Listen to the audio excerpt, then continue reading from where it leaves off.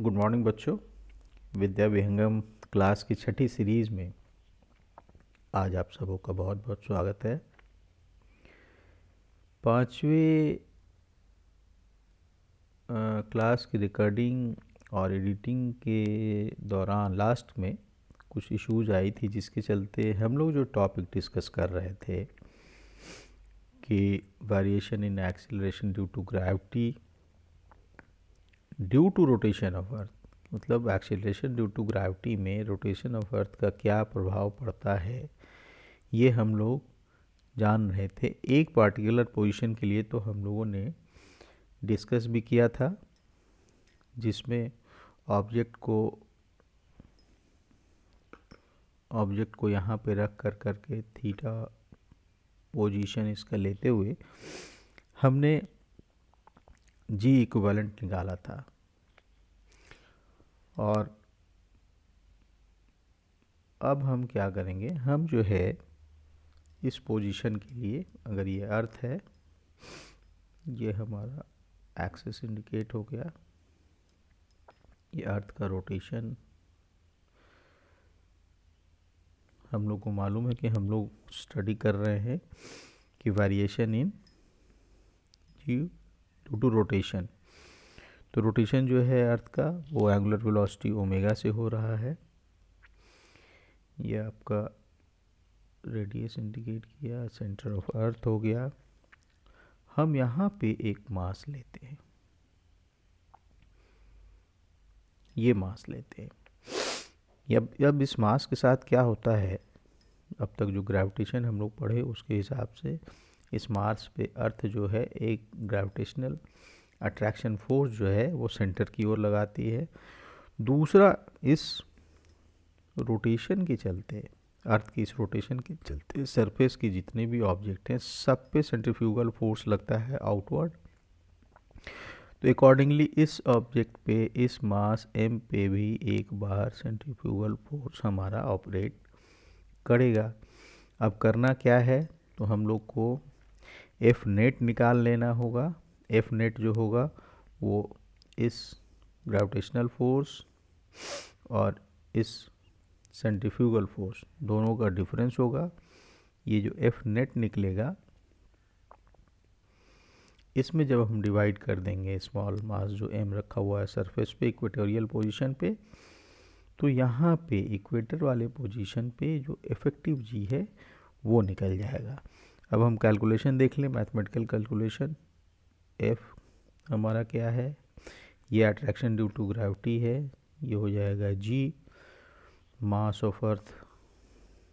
As usual अगर हम m लेते हैं तो G m upon r square, ये हमारा हो गया acceleration, sorry attraction due to gravity हो गया, ग्रेविटेशनल फोर्स। और जो सेंट्रीफ्यूगल फोर्स है वो हो जाएगा small mass m omega square, क्योंकि जो सरफेस पे चीज़ें हैं उसी एंगुलर वेलोसिटी के साथ मूव करती हैं जिसके साथ अर्थ मूव कर रहा है, m ओमेगा स्क्वायर, और इसका भी रेडियस r। अब रह गई बात एफ नेट की। एफ नेट जो है वो होगा एफ माइनस सी एफ, ये हो जाएगा g m upon r square minus, तो जी इक्विवेलेंट इस पोजीशन पे, इक्वेटर वाली पोजीशन पे जितनी भी ऑब्जेक्ट रखी हैं उसके लिए जो जी हो जाएगा हमारा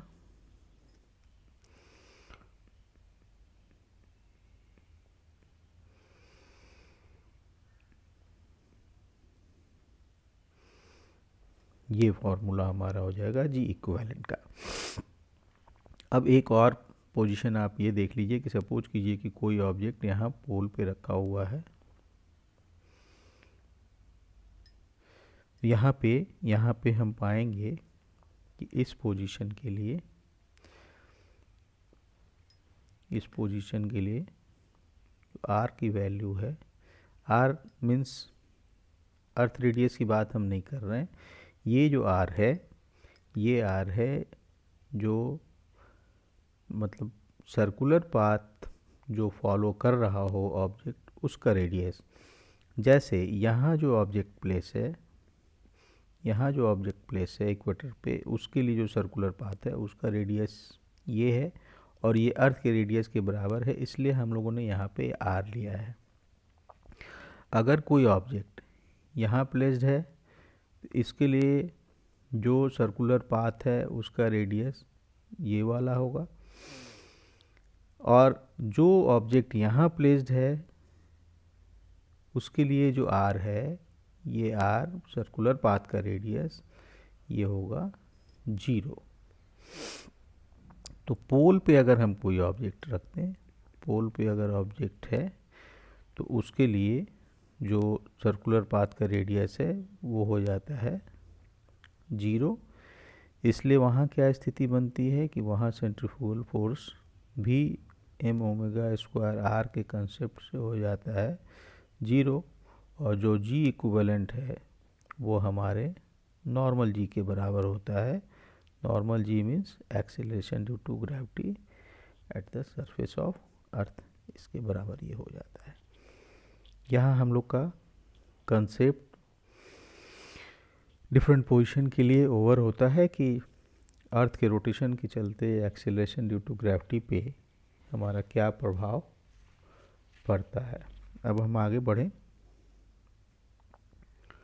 आगे जो हमारा चैप्टर है वो है, चैप्टर नहीं टॉपिक जो है वो है ग्रेविटेशनल पोटेंशियल एनर्जी।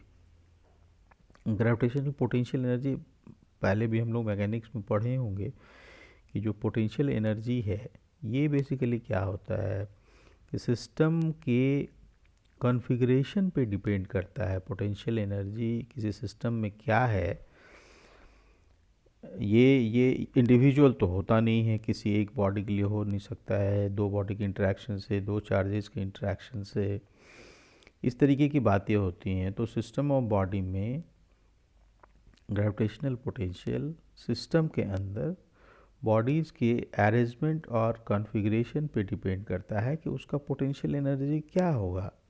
और पोटेंशियल एनर्जी में बदलाव जो है वो डिपेंड करेगा कि हम उसके कॉन्फ़िगरेशन को किस तरीके से चेंज कर रहे हैं, उसको दूर कर रहे हैं, नज़दीक कर रहे हैं। पहली बात कि सिस्टम के इनिशियल कॉन्फ़िगरेशन के अनुसार उसका उस स्टेटस के लिए पोटेंशियल एनर्जी होगा।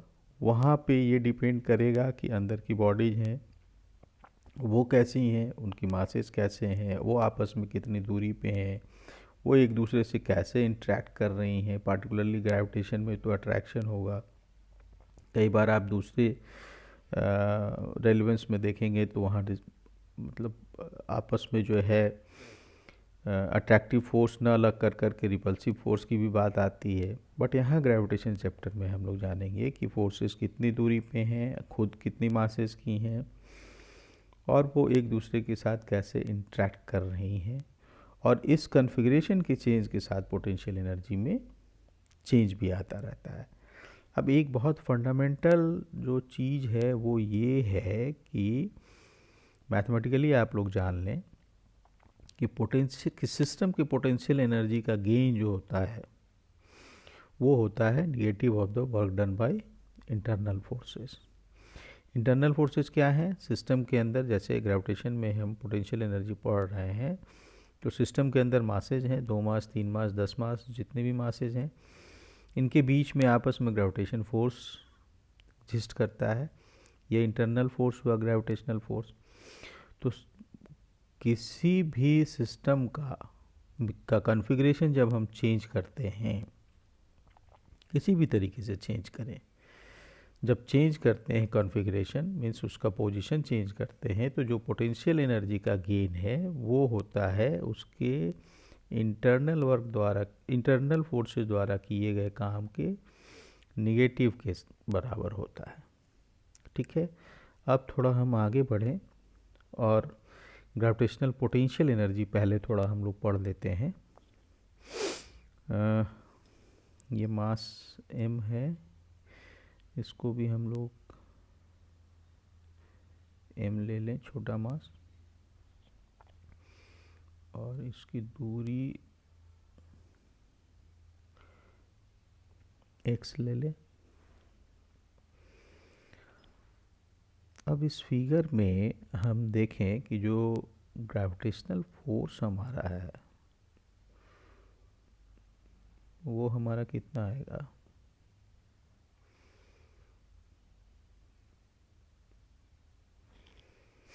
ये आया। अब ज़रा सा इसको कोशिश करें आप कि जो f है इसको, इस f को वेक्टोरियली हम कैसे लिख सकते हैं। वेक्टोरियली जो है f क्या हो जाएगा, f का एक डायरेक्शन हो गया। अच्छा, ये बात हम सबको पता है कि f जो है बड़े वाले मास की ओर से छोटे मास पे अपनी ओर और छोटे वाले मास की तरफ से बड़े वाले मास पे अपनी ओर। यहाँ पे यही इंटरनल, जिस इंटरनल फोर्स की हम बात कर रहे हैं, यहाँ पे इंटरनल फोर्स यही है। तो वेक्टोरियली एफ हम कैसे लिखेंगे, वेक्टोरियली लिखेंगे, दो रेफरेंस होगा g m m upon x square है।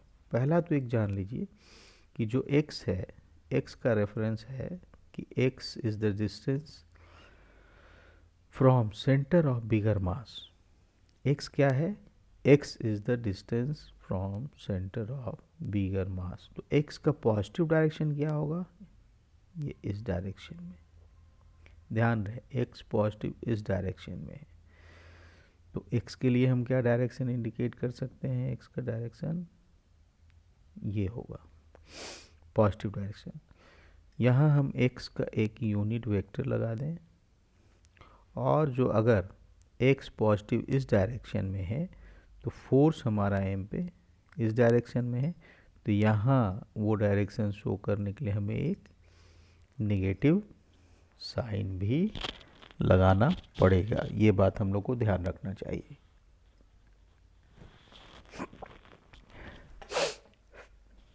अच्छा, अब देखिए वेक्टोरियली हमने जो है मैथमेटिकल एक्सप्रेशन ले आया। अब इस सिचुएशन में एक छोटा सा डिस्प्लेसमेंट, छोटा सा डिस्टर्बेंस हम लोग एम मास को, स्मॉल एम मास को देते हैं। तो छोटा डिस्टर्बेंस उसको हमने दिया तो छोटा काम भी करना पड़ेगा। डी डब्ल्यू हमारा हो जाएगा फोर्स इंटू डिस्टेंस, ये एफ डी एक्स हो गया। और अगर मान लिया जाए कि इस छोटे मास को हम किसी दो पोजीशन के लिए, पोजीशन 1 2 की बात करें, पोजीशन 1 से शिफ्ट करके हमने पोजीशन 2 पे ले आया। अभी हम इंडिकेट नहीं कर रहे हैं, I am not indicating right now कि where the exactly the position 1 and position 2 are. मैं सिंपली इतना कह रहा हूँ कि पोजीशन 1 से पोजीशन 2 की तरफ अगर हम इसको शिफ्ट करते हैं तो हम लोग को एक काम करना पड़ेगा। मान लीजिए उस काम को हमने लिख दिया, एक डिनोट कर दिया W12 से। ये वर्क आ जाएगा इंटीग्रेशन से, डी डब्ल्यू के इंटीग्रेशन से। पोजीशन 1 से शिफ्ट करके हम पोजीशन 2 पे पहुँचे, ये हो जाएगा हमारा पोजीशन 1 से पोजीशन 2 एफ डी एक्स। ये हो जाएगा हमारा एफ, हम ले लें यहाँ से, एफ हम यहाँ से उठा लें। एफ को जब हम लेते हैं तो ये हमारा हो जाएगा minus g m m 1 upon x square d x 1 to 2। और ये इंटीग्रेट जब करेंगे तो माइनस जी एम एम, ये आएगा हमारा माइनस 1 अपॉन एक्स 1 to 2। ये फाइनली आ जाएगा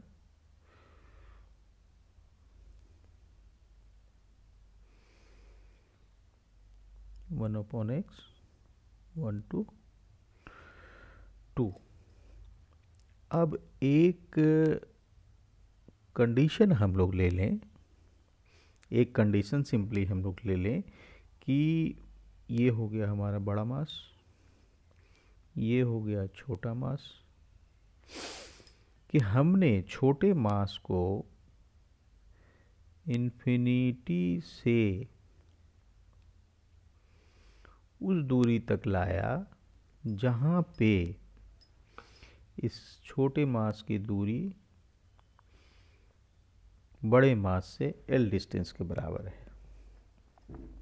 ठीक है, लास्ट स्लाइड में आप देखिए, हमने 1-2 पोजीशन के लिए इक्वेशन हमने मैथमेटिकल डिराइव कर लिया है कि वर्क डन क्या होगा पोजीशन 1-2 की चेंज के साथ, और यहाँ भी हमने फाइनल एक्सप्रेशन इसका ले लिया।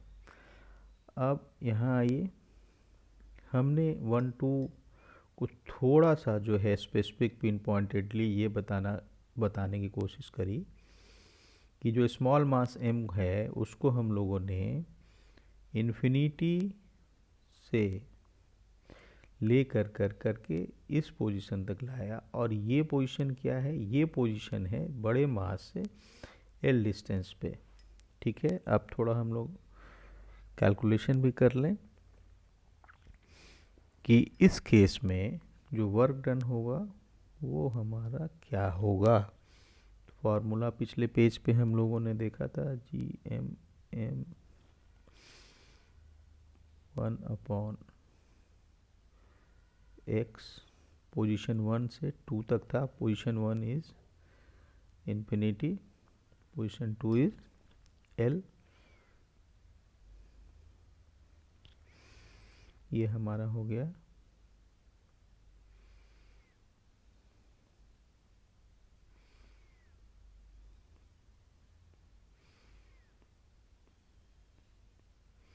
GMM/L। अब ये जो वर्क है, ये वर्क किया गया है F के द्वारा। ये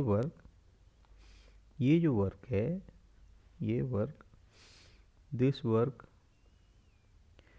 has been done by whom? Done by F. F is gravitational force।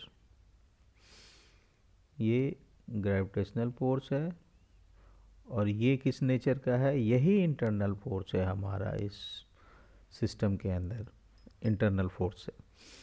तो अब हम जब डिफिनीशन पे जाएं, थोड़ा सा बैक आते हैं, यहाँ पे आइए आप। आपको हमने कहा था कि P गेन जो है that is negative of the work done by internal forces. Okay, तो इंटरनल फोर्स के द्वारा किया गया काम यहाँ पे ये है। तो हमारा जो P अचीव्ड होगा, P गेन जो होगा, P achieved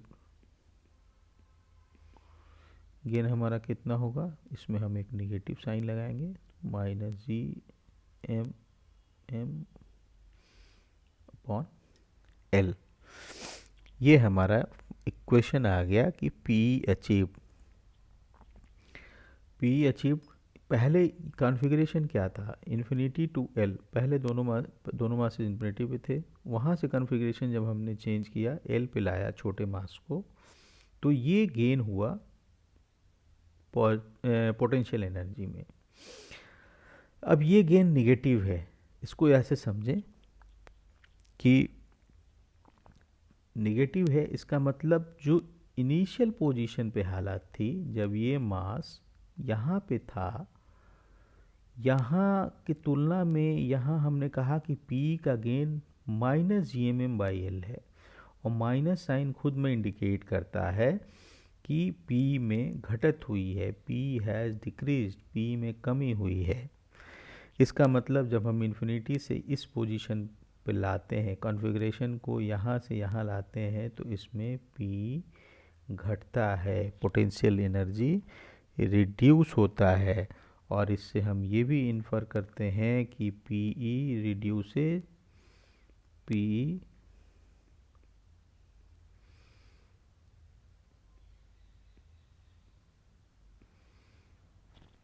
reduces when the masses get closer to each other।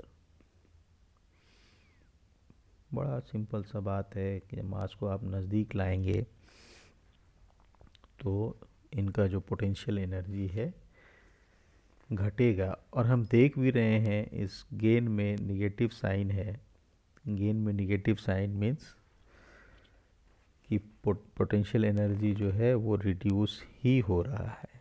अब एक और बड़ा अच्छा सा कंसेप्ट आपको बता दें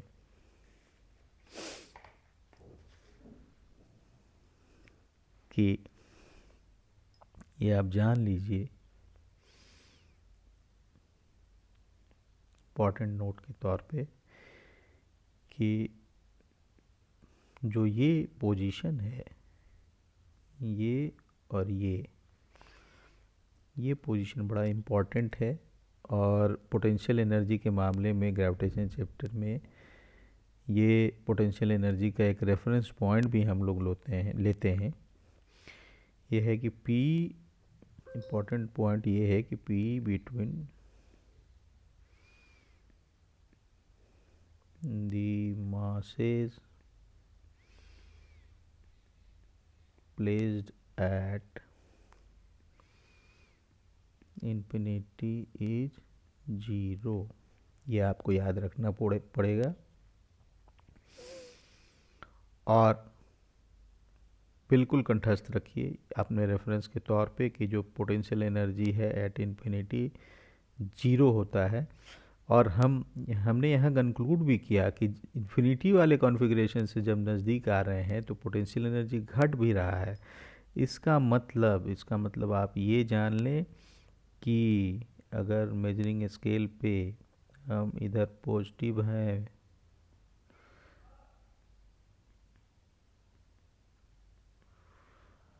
तो ये हमारा इन्फिनिटी का पोजीशन है। और जैसे जैसे मास क्लोज होता जाता है पोटेंशियल एनर्जी निगेटिव स्केल पे चलाता है, बढ़ता जाता है। मतलब इन्फिनिटी पे है ऑब्जेक्ट्स तो उसकी पोटेंशियल एनर्जी 0 है, और जैसे जैसे नज़दीक होंगी वो निगेटिव स्केल पे इस डायरेक्शन में बढ़ता हुआ घटता चला जाता है फर्दर। इसी कंसेप्ट के अनुसार हम लोग ये भी जान लें कि अगर अर्थ बॉडी का भी कॉम्बिनेशन है, ये अर्थ है, कोई बॉडी है, तो ये अगर इन्फिनिटी पे है, जब ये इन्फिनिटी पे है तो उसके कॉरस्पॉन्डिंग P जो है 0 है। और ये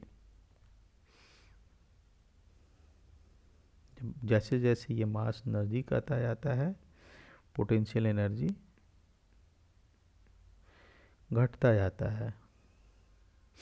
और यहाँ पे अगर इस पॉइंट पे सरफेस पे यही मास आ जाए, सरफेस पे ये मास आ जाए तो इस कंडीशन में पोटेंशियल एनर्जी जो है मिनिमम हो जाता है। मिनिमम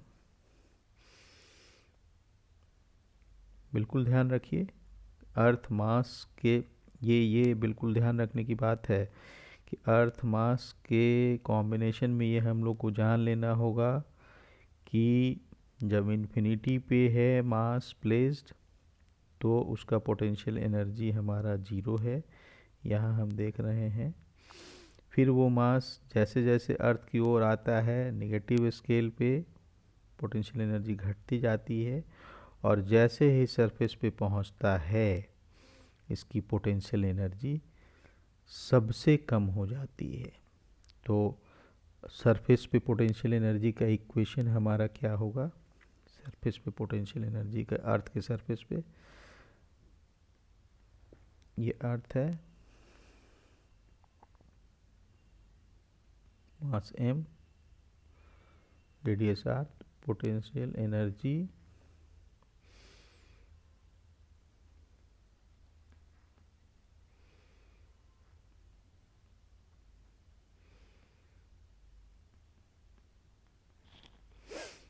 ये पोटेंशियल एनर्जी आपका हो गया माइनस Gm/m/r।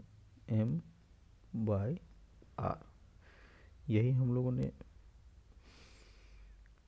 पिछले में, हाँ, पोटेंशियल एनर्जी जो है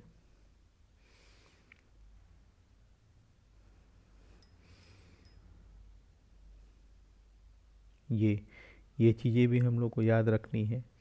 अब इसके साथ साथ कंसेप्ट है, देखिए मैंने स्लाइड, हाँ ग्रेविटेशनल पोटेंशियल की स्लाइड तो है, हम लोग यहीं पे आ जाते हैं और यहाँ पे आकर करके देखें कि पोटेंशियल क्या है। पोटेंशियल बेसिकली, पोटेंशियल एनर्जी तो हमने पढ़ा, पोटेंशियल क्या है। पोटेंशियल को डिफाइन करने के लिए बेसिकली हम लोग को एक पिन पॉइंटेड लोकेशन लेना पड़ता है कि, और मास भी लेनी पड़ती है कि पोटेंशियल किसका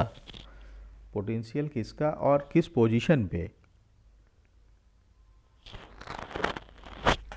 तो पोटेंशियल किसका और किस पोजीशन पे, तो पोटेंशियल इस बड़े मास का, और किस पोजीशन पे, तो भाई बड़े मास के सेंटर से एल डिस्टेंस पे।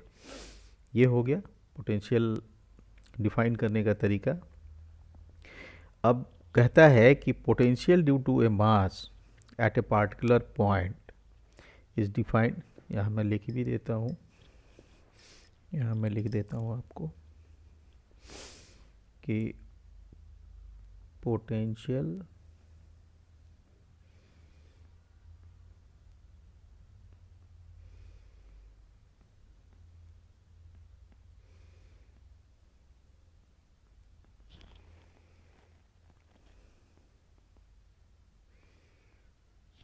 defined as the work done in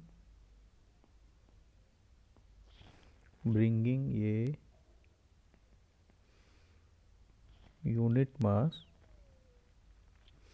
हाँ मास को भी धीरे धीरे लाना है, ऐसा नहीं कि उसको बहुत एक्सेलरेट कर करके लाना है। एक्सेलरेशन आप मान लीजिए कि शुड बी जीरो, मास में कोई एक्सेलरेशन नहीं जनरेट होना चाहिए। Without giving any acceleration from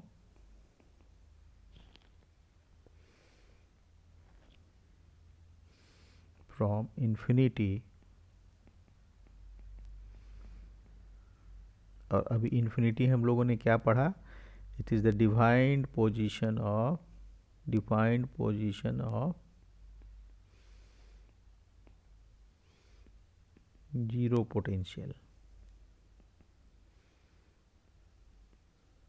from infinity to that point. यहाँ डायग्राम में समझ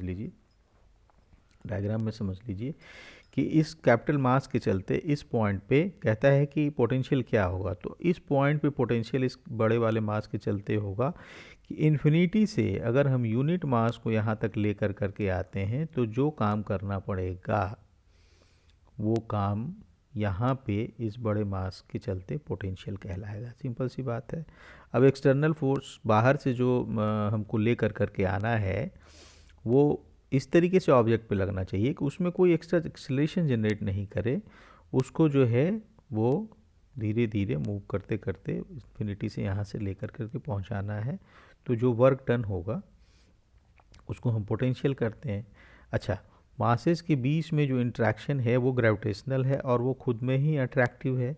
तो एक्सटर्नल फोर्स को उतना ही काम करना पड़ेगा जितना इंटरनल फोर्स ने किया है, उसके अपोजिट मीन्स कि अगर ग्रेविटेशनल फोर्स ऑफ अट्रैक्शन से यहाँ लाने में एक्स काम है तुम जस्ट माइनस साइन लगा दीजिए तो वो एक्सटर्नल फोर्स द्वारा किया गया काम हो जाता है। सिंपल कंसेप्ट यहाँ पे भी वही है जो पोटेंशियल एनर्जी का था। पोटेंशियल एनर्जी में हम लोगों ने जो गेन और लॉस में इंटरनल फोर्स द्वारा किए गए काम में माइनस साइन लगाया था वो वर्चुअली एक्सटर्नल फोर्स द्वारा किया गया काम ही था। यहाँ पे जो हम कहते हैं कि यूनिट मास को इन्फिनिटी से इस पॉइंट तक लाने में किया जाने वाला काम वो होगा जो ग्रेविटेशनल फोर्स करेगा, उसमें माइनस साइन लगा देंगे तो वो हो जाएगा। अब आप देखिए जो मैथमेटिकल एक्सप्रेशन होता है पोटेंशियल का जो डिनोट करते हैं वो है v से डिनोट करते हैं, और v जो है इस पार्टिकुलर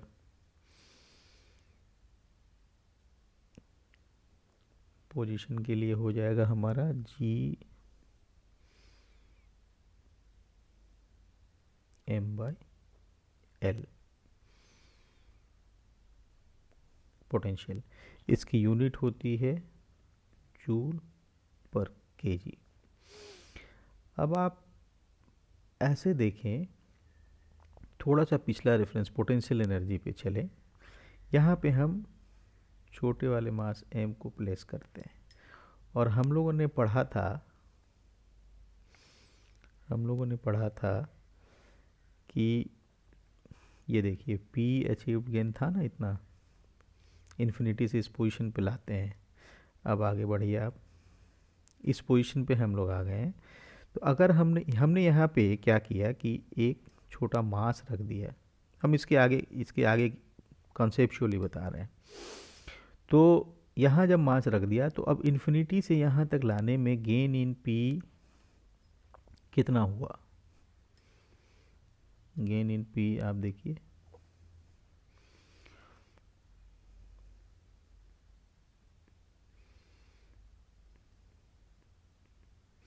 हम लोगों ने निकाला ही हुआ है फॉर्मूला, सीधा सीधा फॉर्मूला बैठा दें, यही है गेन इन पोटेंशियल एनर्जी। और हम यहाँ क्या कह रहे हैं? Unit mass. हमने कहा यूनिट मास वर्क डन, ये है work done, total work done infinity से वहाँ तक लाने में, ये हुआ गेन इन पोटेंशियल एनर्जी। और ये कहता है work done in unit mass. आप अगर पोटेंशियल एनर्जी गेन में मास से भी डिवाइड कर दें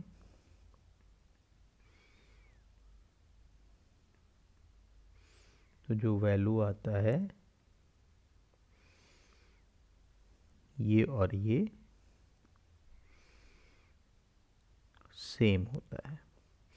इसकी यूनिट होती है जूल, इसकी यूनिट हो जाती है जूल पर केजी। और अब एक सिंपल सा एक और एग्जांपल हम लें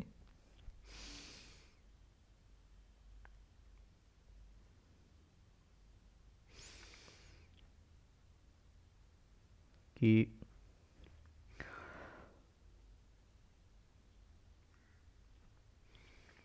potential at the earth surface क्या हो जाएगा?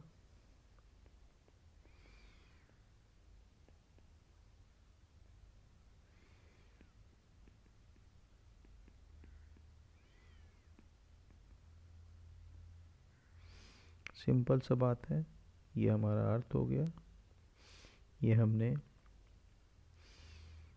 पॉइंट ले लिया अर्थ सरफेस पे, ये रेडियस, और हमें जानना है कि अर्थ सरफेस पे इस पॉइंट पे पोटेंशियल क्या होगा। तो इस पॉइंट पे पोटेंशियल के लिए जो हम लोगों ने क्वेश्चन निकाला है, सबसे पहले -g,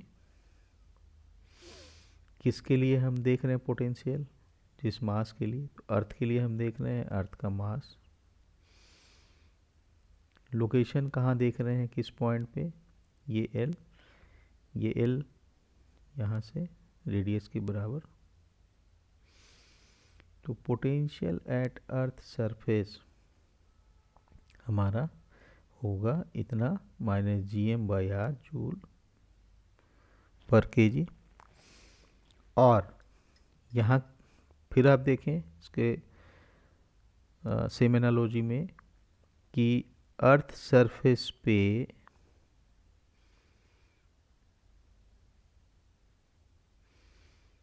कोई मास m अगर हम रख दें तो पोटेंशियल एनर्जी क्या होगा? सीधा सा बात है m/r। तो ये हो जाएगा माइनस, यहाँ से देख लीजिएगा, यहाँ से माइनस Gm/r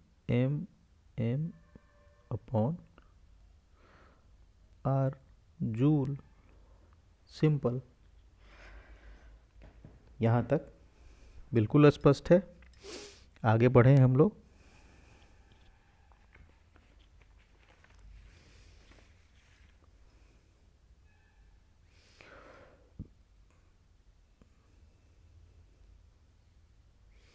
अच्छा, ये हेडिंग था यहाँ पे, कोई बात नहीं। हम लोग देखें कि gravitational potential energy of two mass system. बहुत सिंपल है, अब तक हम लोग जो पढ़ चुके हैं इससे बड़ा आसान सा है। मास m1 m2 है, सपोज कीजिए इनके बीच की दूरी r है, तो g m1 m2 upon r ये पोटेंशियल एनर्जी हो जाएगा।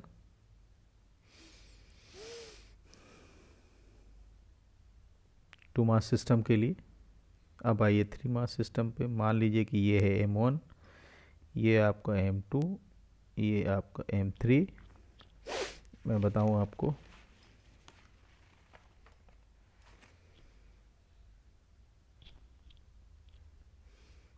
यहाँ पे यूनिट भी लिख दें, जूल। हाँ, अब मान लीजिए कि R1 से 1 से 2 की दूरी R12 है, 3 से 2 के बीच की दूरी R23 है, 1 से 3 के बीच की दूरी R13 है। तो जो पोटेंशियल एनर्जी होगा इस सिस्टम का वो होगा, सबसे पहले तो आप माइनस ले लीजिए। पहले हम 1 2 के बीच का देखें, तो जी m1 m2 अपॉन R12। फिर ये एक हुआ, इसमें हम जोड़ेंगे 2 3 का, देख लें 2 3 का हो गया माइनस जी m2 m3 अपॉन R23। फिर इसमें हम जोड़ेंगे 3 1 का, तो माइनस जी m1 m3 अपॉन R13। ये तो ये फाइनल इक्वेशन आ जाता है। आप सबका माइनस साइन बाहर अगर आप ले लें, जी m1 m2 plus m2 m3 R23 plus m1 m3 R13 joule. Simple. Potential energy of earth and mass अभी पहले ही हम बताएं, इस केस में पोटेंशियल एनर्जी जो अर्थ एंड मास का होगा माइनस जी अर्थ का mass small mass upon r. और ये यहाँ यही ध्यान रखिएगा कि यहाँ पे जो पोटेंशियल एनर्जी है ये है मिनिमम, ये है, और इन्फिनिटी पोजीशन पे P की वैल्यू 0 है। बिल्कुल ध्यान रखिएगा, बोलने की चीज़ नहीं है। अब हम लोग बड़ा पढ़ा करते थे कि किसी ऑब्जेक्ट को अर्थ से उठा लिया तो उसका जो है गेन इन पोटेंशियल एनर्जी कितना हुआ, mgh में क्या क्या चीज़ें थी, जो छोटा सा मास था जिसको उठाने की बात हम करते थे वो था m, g क्या था acceleration due to gravity, h क्या थी हाइट थी। अब हम ये देख लें खाली कि ये इक्वेशन हम लोग को कैसे मिला करता था। सिंपल।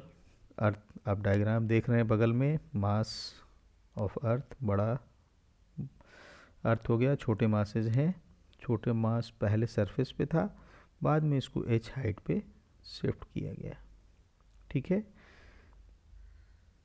अर्थ का रेडियस r। अब तक तो आप लोग कॉमन डिनोशन को बिल्कुल कंठस्थ कर चुके होंगे। अब ये मान लीजिए कि ये पोजीशन 1 है, ये पोजीशन 2 है, तो P पोटेंशियल एनर्जी 1 पोजीशन में क्या था, माइनस जी m अपॉन r, और P2 कितना था 2 पे, माइनस जी m। अब 2 पे जो डिस्टेंस हो गया r प्लस h हो गया।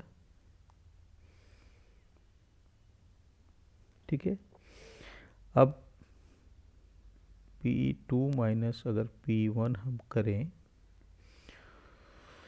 इनको घटाने के बाद बाहर ले लेते हैं कॉमन,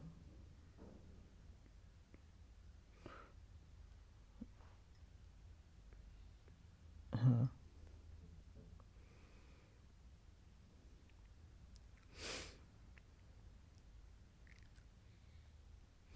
या इस साइन को बाहर ना लें, हम इसको रहने देते हैं, प्लस प्लस रहने देते हैं तो P2 ऑटोमेटिकली उधर चला जाएगा, 1/r minus 1/r plus h।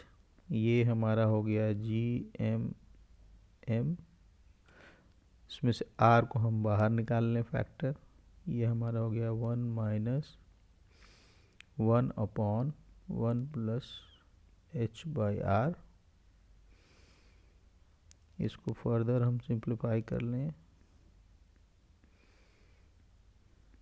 1 minus 1 plus inverse, और इसको बायनोमियल एक्सपेंशन से अगर हम देखें तो ये इक्वेशन आ जाता है 1 माइनस 1 हो जाएगा माइनस h/r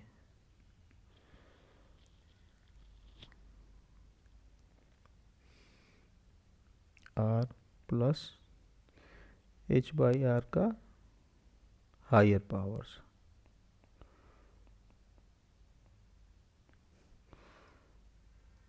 फिर फाइनली क्या हो जाएगा GMM/r।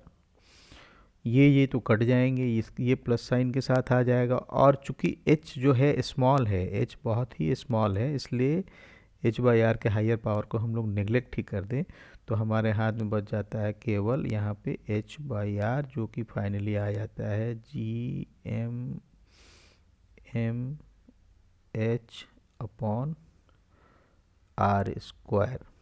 अब आप याद करिए कि जो हम लोग एक्सेलरेशन ड्यू टू ग्रेविटी था उसमें हम जानते थे कि छोटा वाला जो g है, जो एक्सेलरेशन ड्यू टू ग्रेविटी है, उसकी वैल्यू हम लोगों ने सरफेस पे क्या निकाली थी, GM/r²। इसको हमने कहा भी था कि आप बिल्कुल कंठस्थ करिएगा। GM/r² को अगर हम यहाँ से प्लेस करें तो यही इक्वेशन हमारा आ जाता है mgh। मतलब निगेटिव स्केल पे यहाँ तो मिनिमम है पोटेंशियल एनर्जी, यहाँ थोड़ा सा गेन होता है पोटेंशियल एनर्जी में, और ये जो गेन है ये mgh के बराबर है। यहाँ तक हम लोगों ने पढ़ लिया गेन के बराबर। अब आगे बचेगा एस्केप वेलोसिटी, मैं बताऊंगा बच्चों। और आप लोगों से यही रिक्वेस्ट है कि सब्सक्राइब तो ज़रूर कर लें चैनल को, ताकि जब भी वीडियो डले तो आप लोग को प्रॉपर अपडेट मिल जाए। पढ़ाई करें पूरी तन्मयता से, रिवाइज करें, फार्मूला इम्पॉर्टेंट जो लगे वो नोट करें। आगे की वीडियोस में हम लोग थोड़ा कॉन्सेप्ट जब क्लियर हो जाए तो हम लोग अच्छे न्यूमेरिकल्स भी करेंगे। ठीक है, ओके, बाय।